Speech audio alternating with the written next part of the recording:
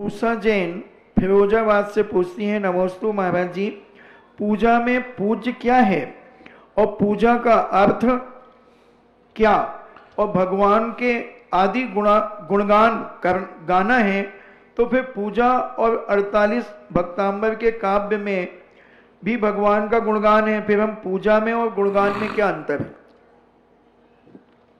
पूजा में और पूज्य में बहुत अंतर है। जो पूज्य है वो पूजा नहीं हो सकती, जो पूजा है वो पूज्य नहीं हो सकती। तो पूजा में कुछ भी पूज्य नहीं है, वो पूज्य के लिए है। और दूसरा, स्त्रोत अलग है और पूजा अलग है। पूजा में 9 कर्म की व्यवस्था होती है, वहाँ कुछ समर्पण होता है, त्याग होता है। स्त्रोत में मात्र खाली स्तुति होती है। मुनिराज लोग जो हैं या आप लोग नित्य नियम में स्त्रोत को पूजा नहीं कह सकते। पूजा में द्रव्य का समर्पण है, त्याग है, दान है, बिना उसके पूजा संभव नहीं हो सकती। और गृहस्थ के लिए 24 घंटे में एक बार स्त्रोत नहीं, पूजा करना जरूरी है।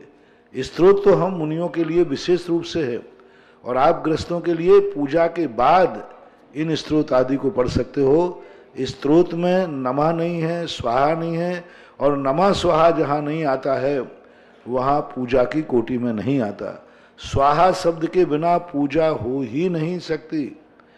जब तक कोई व्यक्ति किसी चीज का त्याग नहीं करेगा तब तक वो पूजा नहीं।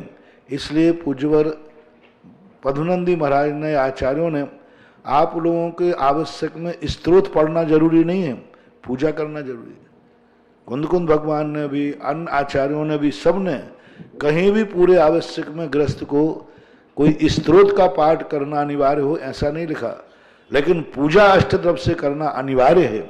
इससे सिद्ध है पूजा स्त्रोत से पृथक है।